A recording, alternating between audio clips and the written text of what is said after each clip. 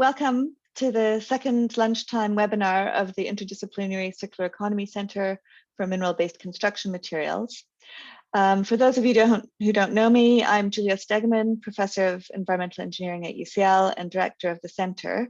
I've got my video off because I've got a dodgy signal, and I just hope I don't disappear on you suddenly at some point. But I guess the main thing is that we've got connections with our speakers. So just before we start the seminar, I'd like to bring to your attention that we're presently recruiting 8 new postdocs for the Centre. So please visit our website if this would be of interest to you, or let others know who might be interested. So for today, we're delighted to welcome you to the seminar, which will be presented by Chalene Church and Paul Capel. Chalene is an interior architect, designer, and brand specialist. She's worked on brands such as Disney, Warner's, Universal, and UNESCO, as well as food, financial, retail, and healthcare brands. Paul is also an architect and a cradle-to-cradle pioneer. And together, Chalene and Paul are the co-founders of 540 World, a consultancy that have been leading and providing advice to businesses about circularity and sustainability, and are valued members of our centre. So the presentation that Paul and Chalene will be doing is going to be 15 to 20 minutes long, and this is followed by 10 to 15 minutes of questions and discussion. So we've designed this slot to be short so that everybody can try and make time for them in their day who's interested to attend. But what happened last time was that the discussions exceeded the time we had allocated, so we continued on for a little while longer, and Chalene and Paul have kindly agreed that they would do that again if you would like. So when the time comes, just please ask questions in the chat, or you can ask the questions all the way along, or also by raising your hand. We do actually quite like live questions. So with that, I'll introduce Chalene and Paul to give their presentation.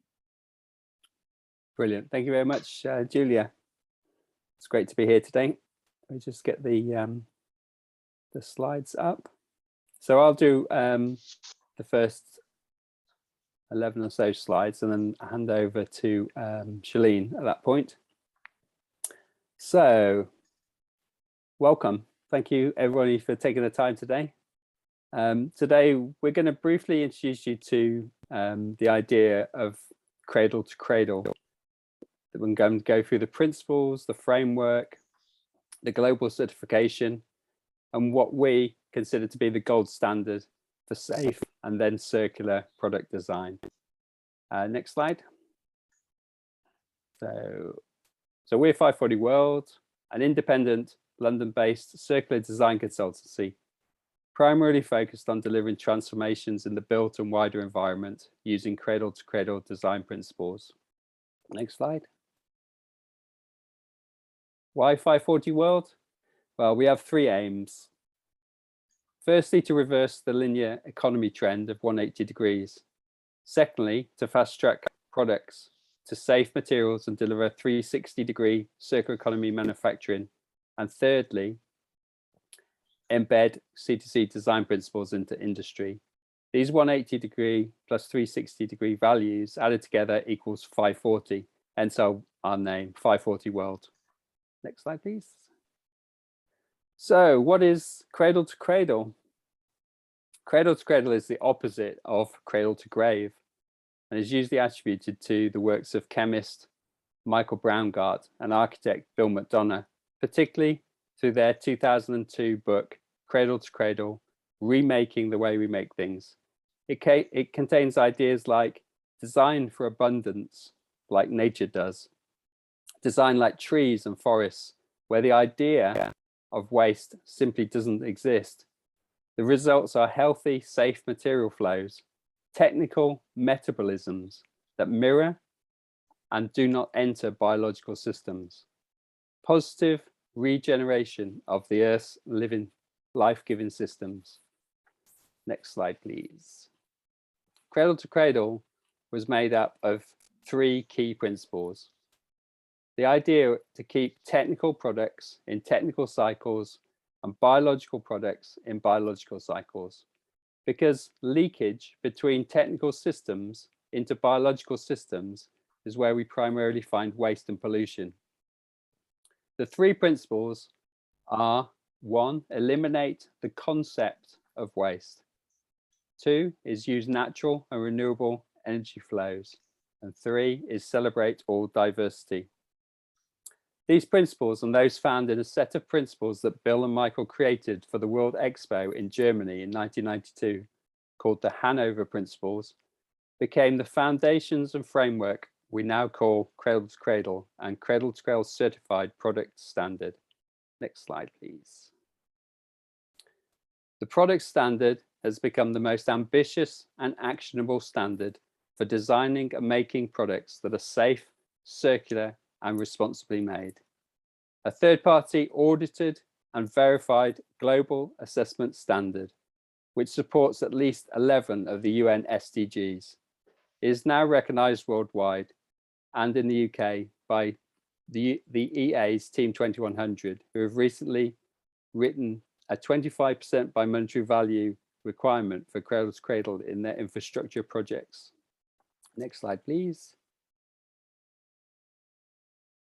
The certification, now in version 4 from July 2021, certifies products and materials and creates circular economy ready products. It defines technical and biological products as nutrients to flow in systems, identifies how to optimize and where to focus through a 5-category analysis. Aimed at creating positive and regenerative outcomes, the certification standard is continually improved as new information is gathered and assessed. Product certifications are biannual and innovation and improvements are required through each certification cycle. Next slide, please. The 5 performance categories are: 1, material health. A process of deep analysis of the chemistry and biology of the products, ingredients to a parts per million level is required. Priority to human health and ecological well-being is the goal. This defined product is then prepared for future use and cycling in category 2. Next slide, please. The second category is product circularity. As the material is now well known to the parts per million and verified for biological or technical cycle, its next use and active cycling becomes intentionally designed. The assessment focuses on 3 areas: circular sourcing, circular design, and circular systems, where use cycles, designed with cycling in mind, designed for disassembly, influence and enable true value in material flows. The next category is clean air and climate protection. Next slide, please. This category ensures products are manufactured using renewable clean energy and results in a positive impact on air quality and the balance of climate change in greenhouse gases. Embodied emissions are qualified and verified at increasing levels relating to the category score. Next slide, please. The next category is water and soil stewardship. Treating water and soil as a precious and shared resource, watersheds and soil ecosystems are protected, and healthy soil and water is available for people and all other organisms. Positive impact projects focused on water and soil quality, health of aquatic and soil ecosystems are assessed. Next slide, please. The 5th category is social fairness. Companies have to be committed to upholding human rights and applying fair and equitable business practices. Performance is monitored, verified, and actioned to address any issues. Positive impact projects on social issues at company and value chain level of the product are assessed. The lowest score across the 5 categories is the overall certification achieved. But the overall scorecard also highlights areas where improvements are needed to uplift in the following certification cycle. At this point, I'm going to hand over to Shalene.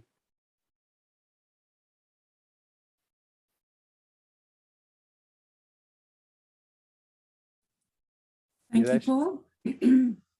So to summarize, we have suggested a pathfinding framework through C2C to establish what materials are made of, how they are made, and 5 socio-environmental metrics that are very powerful benchmarks to measure safe and circular materials. The last part of the presentation will briefly introduce you to a few world-first projects and a few UK pioneering projects, putting the possible into practice. So essentially, if we had to say this in kind of 3 points, we'd say, firstly, identify your own ambitions or your enterprise or department ambitions. Establish those goals throughout your enterprise or department. So for example, are you looking at compliancy? Are you just wanting to avoid legal obligations? Or are you wanting to green and do sort of a patchwork, plant a few trees? Or are you wanting to do sustainable, which is just sustain where you are, which we know is not actually sufficient to regenerate the planet to where we need to be. Ideally, we're looking at a regenerative system, which is what Paul has been describing. That is what C2C is. So we always say to the companies and the individuals, identify your ambition level and then embed that thoroughly in your work practice. Paul has already gone through steps 2, 3, and 4, which is really about creating no waste, respecting diversity, and relying on natural energy flows. And then fifthly, we would say engage in material sourcing, swaps, innovations, manufacturing, or projects using the framework that we just described. So if you can go to the next slide, please, that'd be great. So that's the process in a nutshell. So when we actually look at that in practice, that's where people often ask Paul and I the question is, well, how do you do this? So these are just a couple of examples which are world firsts and UK firsts, but they also really simplify the process and make it sound a little bit less complicated. So in this case, it was a world's first Tidal Fender project swap, where the Environment Agency required a fast-growing timber to replace slow-growing timbers, ideally, to go into the Thames estuary. So this particular material is called Akoya. It is a wood. It is not, it's not coated. It is not re-engineered in any sort of way. It is, they use an acetylation process, which changes the pine wood at microbiological level. And this then creates a durability structure, which is as durable as teak or oak and those kind of materials, which basically means it's durable enough to go into water. So in this case, we were also looking for material that could handle estuarine solution, which is basically saltwater and freshwater combinations and all the microbes and fauna and flora that would need to attach to these big fenders. So that went in 2020, and we're pleased to say the investigation was very positive in 2021. So they are now looking out to swap several Akoya fenders, every second one. And then if that also identifies as positive in a couple of years, we will then be able to use Akoya in total replacement of hard-growing, fast, slow-growing woods. So that was a very successful material swap. Next slide, please. This was a more in-depth project where we were looking to source materials. We were given the project and its full materials list. And what we did in this particular case is identify just over 200 plus material components. What I mean by that is it's not just a product. It might be a product that's identified with 3 different parts or multiple parts. So for example, Louvre doors were one of them. So there's the latches, there's the hinges, there's the glass, there's the frame, all sorts of things. So we identified around 200 plus products. We then did a search, a very wide worldwide search to see if we could find cradle to cradle certified materials to swap out the old linear products, the old take, make, waste scenarios that they would normally have to rely on. And we managed to swap out, I think Paul will correct me, but roughly around about 60 products.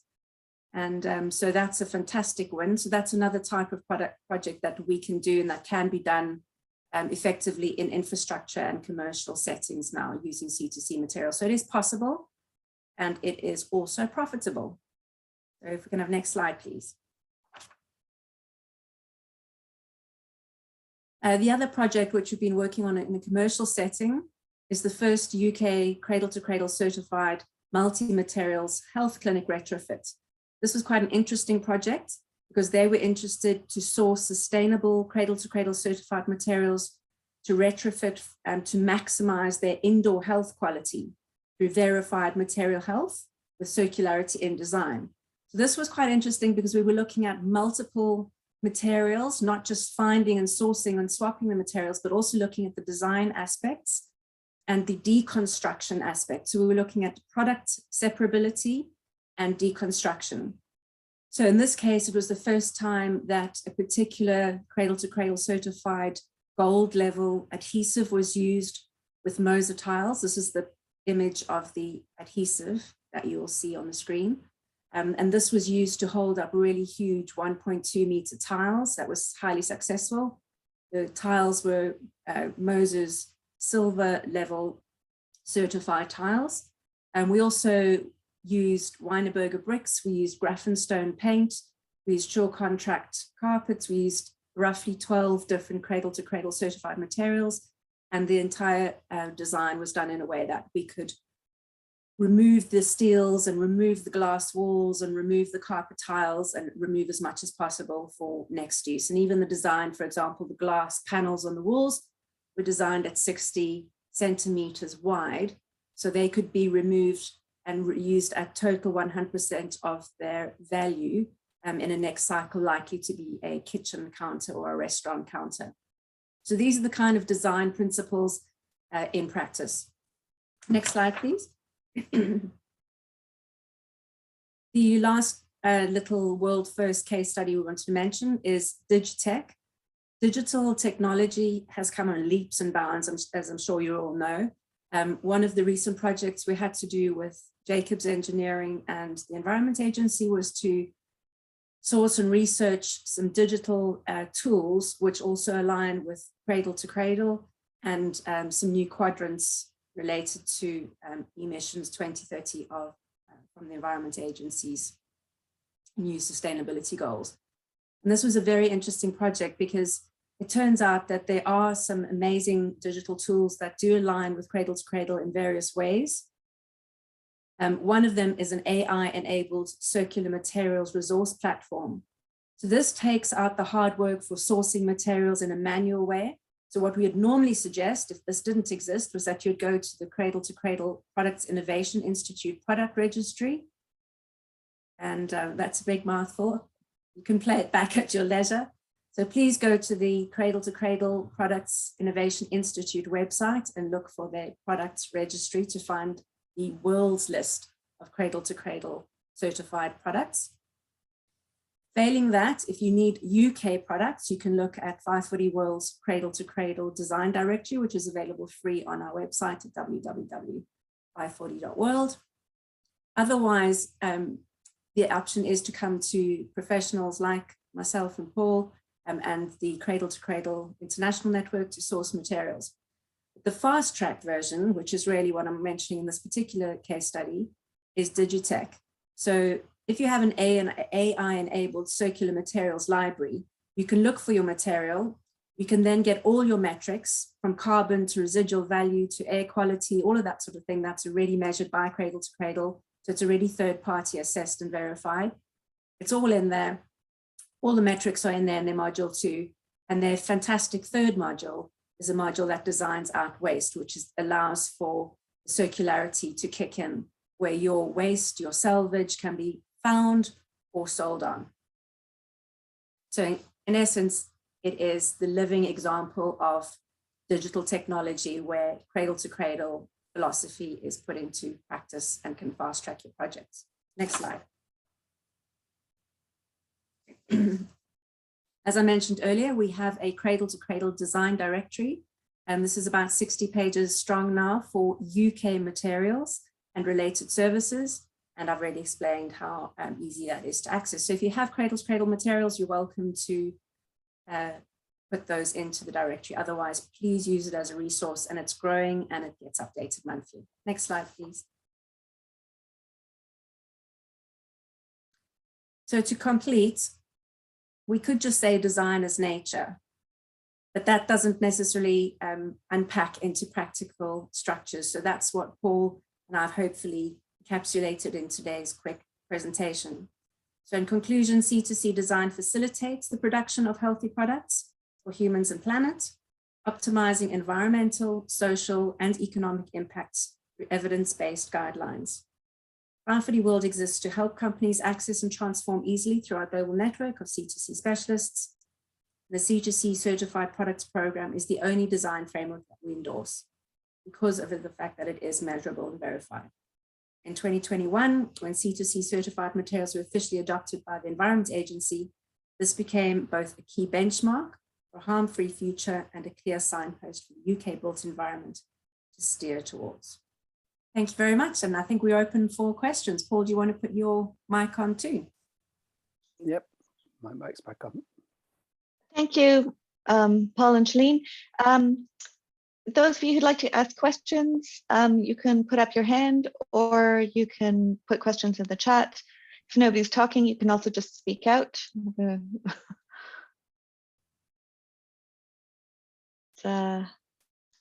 Okay, so we've got a question in the chat, which says, buildings are designed to last for 10 seconds or even hundreds of years. 10 seconds?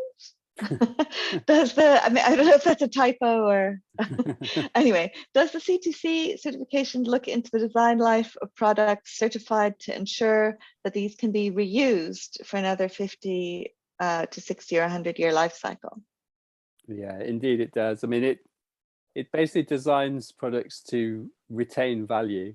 The whole point of it really is that if it's managed in the correct way, you've got a defined project, you've got a defined product that then can move through a system at it can be reconfigured. So if you build your building as a materials bank, a store, a depot of defined materials, you can keep them there for as long as you like, and the value will be retained in each of the use periods. So it could stay there.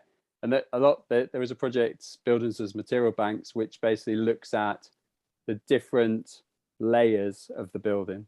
So some elements of the building, like the core, obviously there for a lot longer than the furniture that are inside it. So the materials are designed for their use, as opposed to the old design where it was, we use it till it's broken, then we try and find another use for it. So that's why a key component is designed for disassembly, because as long as you can disassemble it again, the value is retained and you can use it as many times as you like. I think what's also interesting to know, it's a really good question, but inside the digital tools, the manufacturers can actually state that this particular material might be glasses designed to last, let's say, 100 years. So actually every material will have its ideal use. Steel could be 100 years. It depends on whether it's, galvanized or whether it's powder coated or whether it's sterling steel. So it depends on what the product manufacturer's lifetime is. But all of those items can be put in the material banks, both in manual files or obviously in Digitech is ideal. So yes, it's designed in that way. It would also, that's a really good point, Shalene, because it's also that time in the AA platform, it can be specified as the optimal time to take it out, because there might be an optimal time to maintain the material and upgrade it, or there might be an opportunity where we've discovered some new information, so we can actually upcycle it, so we can actually make it better and potentially remove some of the problematic chemistries on the next time it goes around the cycle. I'm going to go to the next question, if that's okay. Julia, do you want to field? Yeah, should I try and do a better job reading it out this time? It's so it's from, oh, hang on, it skipped away from me. Okay, so Tom says, I know it's early days for this, but are there any examples of these materials banks or construction materials like the C2C bricks you mentioned being disassembled and reused? So entering their next life cycle, I guess. Yes, Tom, there are fantastic examples. The World Trade Center ZIN project aimed for 95% of their materials to be cradle to cradle certified. So the ZIN project, or World Trade Center, is a good one to have a look at. There are through Madasta That's a digital tool material bank, and also through My Upcycler is another digital tool material bank, which keeps all of those products inside an asset or a project, depending on how the owner wants to quantify all of that. So those are some starting points to have a look at. The health clinic that we did in the UK, I think we also achieved about a 70 to 80%, actually possibly higher. Literally everything was cradle to cradle, beside a little bit of mortar for one particular adhesive prior to us being able to get the other one into the country. So there's that. And then the last point is on the actual product level. Click bricks is an example from Wienerberger that is almost like a Lego-like brick. And Moser tiles have a click system as well, where the tiles are completely mountable and demountable. And so does Magna Glass Ceramic Glass have a entire building facade system for outdoors, which can also be mounted and demounted using their sterling silver mounting system. So it's weatherproof and designed to last. All of these systems are completely designed to last. I think maybe Tom's comment was about has there actually been ones that have been reused? I mean, because the thing with bricks is they're there for a long time. So are there any materials where you're aware of them having gone through the whole cycle?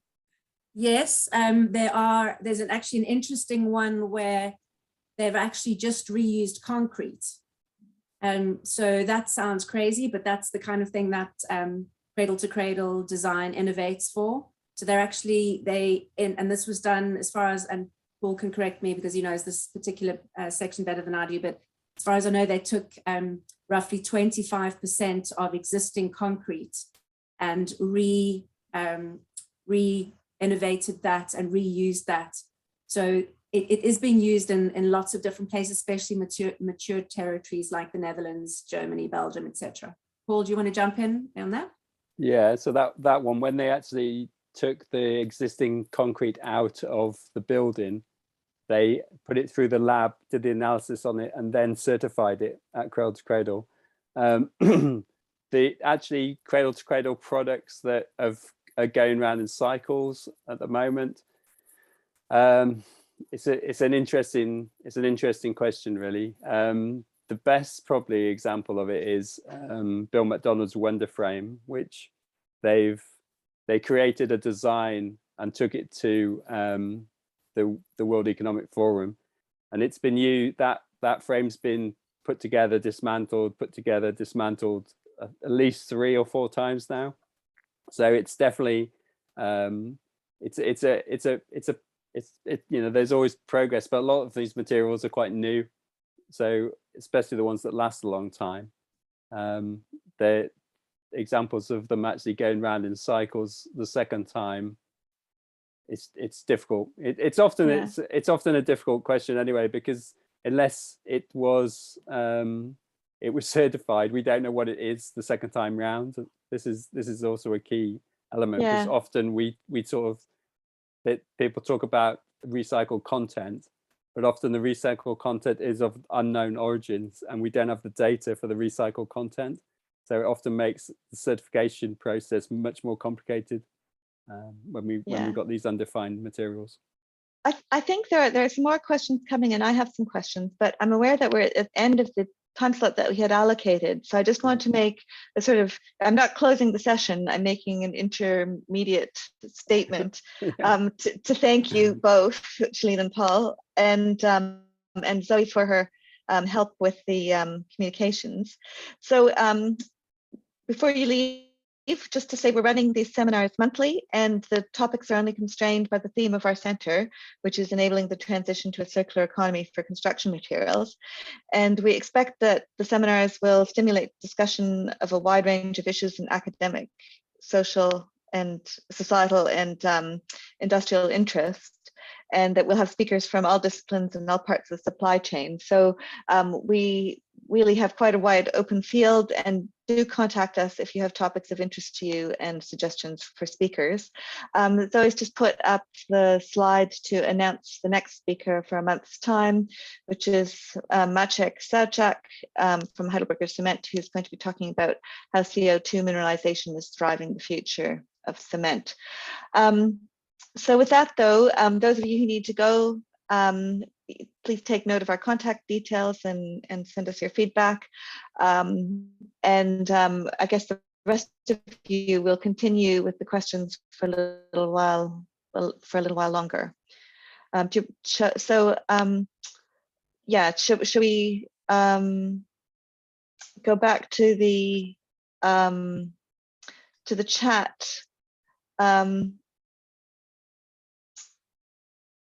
So we've got somebody with their hand up as well.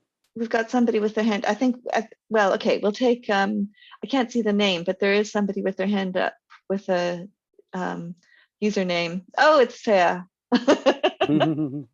Hi, Fea. Hello. Hello. I'm currently on a secondment with the Environment Agency. Oh, very good. Very good. And I've seen no reference whatsoever to what you've said about the commitment to, was it 25% CTC? Which bit of the Environment Agency are you working in? Well, yeah, so I just wondered where that is incorporated, and you know, you said that they've, in the flood defences, that you had an example of that with the Ecoya. But I've been looking at sort of cement and concrete and stuff, sure. And there's no reference in any strategy documents that I've seen about CTC. So I just wonder where it is, how it's being incorporated, and how it's being acted on, because it is about, you know, the commitments and construction within the agency, I guess. Sure. So to answer that question, we're working with a pathfinding part of the Environment Agency called Team 2100. Team 2100 looks after the assets along the River Thames, and this is where this is being trialled. So we've just submitted a report to them around the pumping station. So it's very early days with that project, but there's lots of excitement of what we found with and it should be being pushed out. It's been spread across the wider Environment Agency the last couple of years through their carbon expos, where we've done some presentations. And then I think it was May this last year when it was actually written into Team 2100's Pathfinders contract. So once they've trialed it within Team 2100, the idea is that it will get spread out into the wider Environment Agency. So that's possibly why you've not seen anything about it directly. We'll have a word with our contact though to make sure it does. To be fair, they just announced it on the 20th of May last year, and the report that Paul mentioned that we've just been working on is just, it's still in the process of being signed off. It's in final draft. So the public announcement for more of that will probably come, I would probably suggest, in about a month. But Team 2100, it's their contracts facing their contractors and consultants that has already included at 25% for this year, and increases incrementally every year. Okay, there's a question from Philippe in the chat. I do have a question myself. I think Philippe's is a nice question to end with. So if not, does anybody else have any questions right now? If not, I'll ask a question, which is fundamentally, I guess, I'm struggling with understanding how your scoring system works. Is it based on life cycle assessment, or what sort of criteria, and how do you mitigate against I guess sharp practice, or you know, people not revealing things to you, or even just not telling the truth? You know, you said the manufacturer tells you lifetime. What if they say it's 100 years, but it's really only 5? You know, like how do you cope with these sort of uncertainties that we all struggle with in assessing whether something is sustainable? It's a really good question and stuff. I mean, the analysis that there's a network of general assessors that do the analysis, and in the previous version 3.1, quite a lot of the information was life cycle analysis and EPDs and that kind of thing, which fed into the score in the system. The new version, which was launched in July, version 4, the analysis is much deeper, so it goes into much more the supply chains and such like. So most there's recognizable documentation. You know, it has to be a third-party verified source, so it can't just be the manufacturer saying that they do such and such. It has to be verified by a third party. And if it's something like the actual material health, then the lab work needs to be done to verify the material health, and it's assessed against multiple, like 24 different endpoints for aquatic and like human health and ecological health. So it's very, very deep analysis, and it takes a long time. You know, it can take. We did us recently as part of this project that we're doing with the EA. You know, if we could innovate for something like bitumen for waterproofing, you know, how long could it take? And the general assessors suggested, you know, it could take 5 years to try and come up with a solution to something like bitumen that's got toxicity in it, that actually still performs in the way that we need it to perform for the waterproofing criteria that these kind of applications need. So it's not an easy thing to do by any means. It's very in depth. I don't know if you want to add anything to that, actually. Yes, I think what's really important, because we all know about greenwashing and greenwishing and everything in between. And the unique difference that I would say about Cradle to Cradle certified is that actually they use independent assessors, and we're talking about people who are sort of usually have PhDs in engineering or PhDs in toxicological chemistry. They're very, very smart guys. They use independent labs. So there's no way anything can come through a CTC certified outcome without it being independently assessed and audited. And that includes site visits. You can't just say you're doing X, Y, Z. They actually come and investigate everything from your energy to your materials to your processes. And that's why it can take, I mean, some products have taken 15 years to certify. 1 year is pretty quick. So that just gives you an idea. It's a very, very robust system, and they don't just take the manufacturer's word for it. That's exactly what they don't do. That's marvelous. Yeah, that sounds really impressive. Yeah, so thank you for that. And Philippe's question is, what would be your top arguments to convince hard-nosed commercial built environment developers for whom sustainability is probably a swear word and who may never have heard of cradle to cradle design? What would you say to them? Yeah, it's the irony of that is that there's actually quite a bit of cradle to cradle materials out there already, and most of it is very profitable and very sought after and very desirable because it's usually the best in class. So people have been choosing these materials, like Moser tiles, for instance, to fit out their shops and their retail and such like for many years. That Moser tiles is, I can't remember, is it nearly 100 years or something, or more than 100 years old, their business. They're based in Maastricht.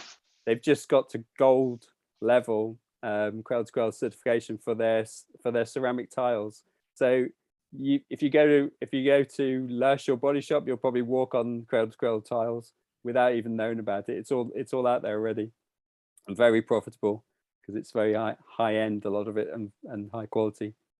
I think the other thing that's really important, because I work in the commercial sector a lot, Philippe, and that is that if you have a material that you know exactly what it is, you know the lifespan of it, you know the optimum time to reintroduce a new material, fix it, repair it, that sort of thing, it's very, very helpful. Because if you have a material that you've obviously got to access many times over and replace many times over, that accessing that manpower is hugely expensive. So if I give you an example of Grafenstone paint, it's only marginally more expensive than your high street paint, but actually it's got this amazing graphene technology in it, which means that it's as strong as 200 tensile steel, if I remember correctly. So it lasts much, much longer. So there's an example of a huge cost saving over the lifetime of the product. So that's one of the main points that Paul has made. So the durability and the best in sector section is very, very important. The other one that's very, very key, and it's been a big turnkey change in commercial projects internationally especially, is the fact that you will know what your residual value is for your product. And if you design it in a way like we did in the health clinic, where you have these big, beautiful glass slabs up the wall that are still pristine and designed to just literally screw off and be reused in its total form, you don't lose any residual value. So it's not a sunk cost anymore. It's actually an investment, which is why your project becomes a material bank. So in 6 years' time, when you would normally do a retrofit in this country, you don't have to lose all of that material. We would be able to sell that material. In this case, the materials are now selling at higher value than they went in. The steel is being sold at higher value than its cost. The glass will be sold at higher value than it went in, and so on and so forth. Even the Herman Miller chair has a huge retention value compared to many other office chairs, which usually just get thrown away. And the last point we made that I want to make on this commercial sector is we're seeing office retrofits retaining a saving of between 40 and 60% using cradle to cradle materials, because they can be reused in other projects and the residual financial value is so high. So that's why it's not a swear word anymore. It's now becoming, I don't know what the opposite word is to a swear word, but it's a pleasure. It's a pleasure. Cradle to cradle is a pleasure. Okay, thank you for that. So I know you have to go and talk about your plans for Future Build. And I guess for the audience, if you want to go see more of Paul and Chalene, you can visit them at the Future Build stand. But Future Build is the 1st to the 3rd of March, right? Yeah. And I guess there'll also be representation from our center there, as well as lots of other exciting things to see. Mm-hmm. So yeah, I think that's it for today. And thanks again to our speakers and to Zoe and Lisa for organizing, and we hope to see you next time. Thank you, Julia. Thanks for the. Thank you, Julia, and everyone. Take care. Bye-bye. Bye. Bye-bye.